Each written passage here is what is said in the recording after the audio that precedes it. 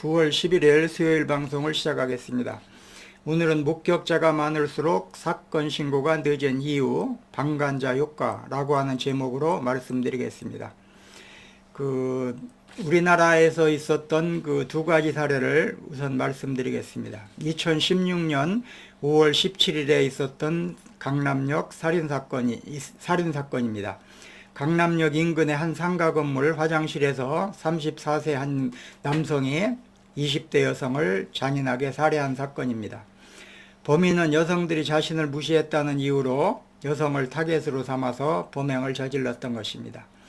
피해 여성이 화장실에 들어오자마자 범인은 미리 준비한 흉기로 무차별하게 찔렀고 피해자는 현장에서 사망했습니다.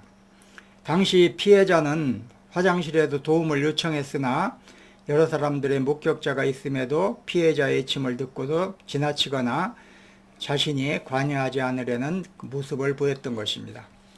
두 번째 사건은 2017년 9월에 있었던 부산에서 있었던 여중생 폭행 사건입니다. 14살의 여중생이 또래 학생에게 집단 폭행을 당한 영상이 SNS를 통해서 퍼지면서 큰 파장을 불러일으켰습니다. 가해 학생은 피해 학생을 수차례 폭행했고 피해자는 심각한 부상을 입었습니다.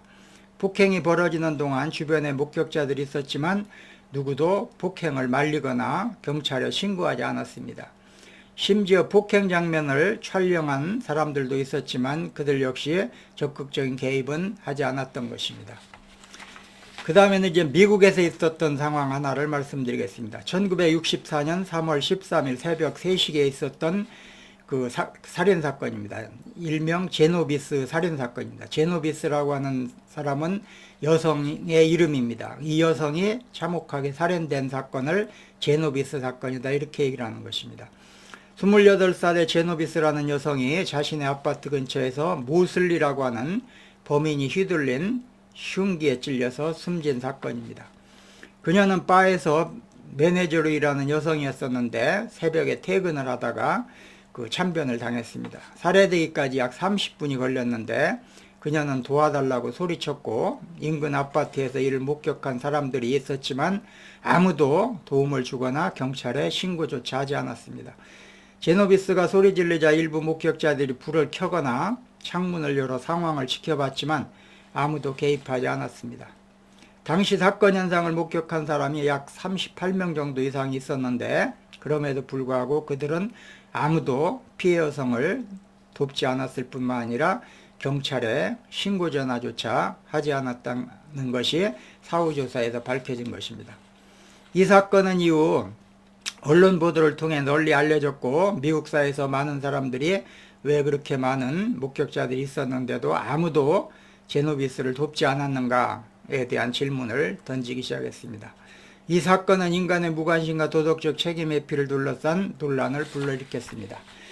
지금까지 위에서 우리나라 상황 둘과 미국에 있었던 살인사건 하나를 말씀드렸는데 이 공통적으로 범인이 있었는데 피해자 여성이 도와달라고 소리쳤지만 아무도 도와주지도 않고 그 다음에 전화로 경찰에 신고하지도 않은 그런 사례라고 볼 수가 있는 것입니다. 그래서 이러한 일련의 사례들을 보고서 달리라든가 나타네라고 하는 그러한 심리학자가 긴급 상황에서 다른 목격자들이 있을 때 그들 스스로가 도움을 주기보다는 방관할 가능성이 높다라고 하는 가설을 세우고 그것을 검증하기 위한 실험을 갖다가 실시를 해봤습니다.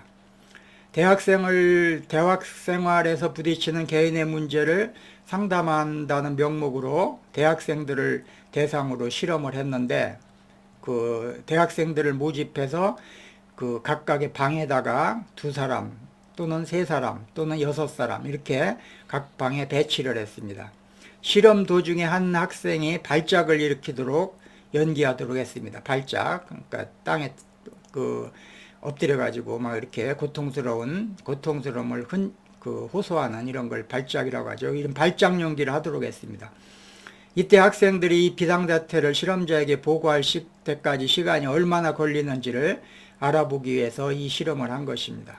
실험 결과 발작이 종료되기까지 약 55초가 걸렸는데 이 시간 동안에 실험자에게 보고한 학생은 2인조, 두 사람이 있는 방에서는 85%, 3인이 있는 방에서는 62%, 6명이 있는 방에서는 35%가 그 실험자에게 신고를 했습니다. 이걸 뭘 알 수가 있느냐면 규모가 작을수록 실험자에게 보고한 비율이 월등히 높았다는 사실입니다. 반응 시간도 규모가 작은 그룹일수록 빨랐습니다. 이 실험을 통해서 방관자 효과라고 하는 그 이론이 나오게 된 것입니다. 달리와 라타네의 실험, 지금 한 실험은 방관자 효과의 심리적 기제를 밝혀낸 중요한 실험으로 이후에 다양한 심리학 실험과 이론의 발전에 큰 영향을 미쳤던 것입니다. 이 사건은 방관자 효과에 대한 학문적 연구를 촉발시켰고 이후 수많은 실험과 연구가 이루어졌습니다. 이를 통해서 사람들이 긴급 상황에서 서로 도울 가능성이 낮아지는 이유를 이해할 수가 있었고 사회적 책임과 개입을 장려하기 위한 교육과 법적 대책의 중요성도 강조되었던 것입니다. 방관자 효과를 줄이기 위한 법적인 조치로서 일부 국가에서는 선한 사마리아법을 제정하기도 했습니다. 이 사마리아는 성경에 나오는 지명입니다. 고대 그 이스라엘 왕국의 수도였고 지금은 팔레스타인 지역에 위치한 도시입니다. 신약 성경에 등장하는 사마리아 사람들은 유대인들과 대립관계에 있었습니다. 누가복음 10장 25절에서 37절에는 선한 사마리아인에 대한 이야기가 나옵니다. 한 유대인이 강도를 만나 길가에 쓰러졌을 때 지나가는 유대인 사제와 레위인들은 그를 돕지 않고 그냥 지나쳤습니다. 그러나 사마리아인은 그를 불쌍히 여겨서 치료하고 돌봐줍니다. 당시 유대인들은 사마리아인들과 적대관계에 있었습니다. 이 이야기는 이웃사랑과 자비를 강조하는 그런 내용인 것입니다. 선한 사마리아법은 시민들이 긴급 상황이 있을 때 타인을 돕거나 발생한 사고나 문제에 대해서 법적 책임을 면제받을 수 있도록 하고 있는 것입니다. 예를 들어서 심정지 환자를 돕기 위해 심폐소생 수술을 하다가 갈비뼈가 부러질 수가 있습니다. 이때 선한 사마리아법은 이러한 상황에서 법적인 책임을 면제해 주도록 규정하고 있습니다. 이는 사람들이 법적 책임을 두려워하지 않고 적극적으로 개입할 수 있도록 도와주는 법적인 장치인 것입니다. 미국 대부분의 주에서는 선한 사마리아법을 제정해서 시행하고 있습니다. 이 법의 주요 내용으로는 구조활동 중 발생한 실수에 대한 법적 책임 면제, 긴급 상황에서 사고 및 구조 의무를 강화하고 도움을 요청받았을 때 고의로 무시하거나 방관하면 법적 책임이 있다는 점을 규정하고 있는 것입니다. 이스라엘도 마찬가지로 선한 사마리아법을 통해서 응급 상황에서 타인을 돕지 않은 행위를 처벌할 수가 있도록 하고 있습니다. 또한 타인을 돕는 사람이 발생할 수 있는 법적 책임에 대한 보호도 해주는 그런 규정이 들어 있습니다. 프랑스나 독일 같은 나라에서도 긴급 상황에서 타인을 돕는 것이 법적인 의무화로 규정되어 있습니다. 우리나라에서는 이 사마리아법이라고 하는 그 법은 존재하지 않지만 그와 유사한 법이 법적 장치가 마련되어 있습니다. 예컨대 응급치료에 관한 법률이라고 하는 게 있습니다. 이 법은 응급 상황에서 구조 행위를 한 사람이 법적 책임을 지지 않도록 면제해 주는 내용을 담고 있습니다. 응급 상황에서 타인의 생명을 구하기 위해 응급처치를 시행할 경우 그 과정에서 발생한 손해에 대한 책임을 묻지 않는 조항이 제5조에 규정되어 있습니다. 이것은 타인을 돕는 과정에서 발생할 수 있는 법적 위험에 대한 부담을 줄여주기 위한 것입니다.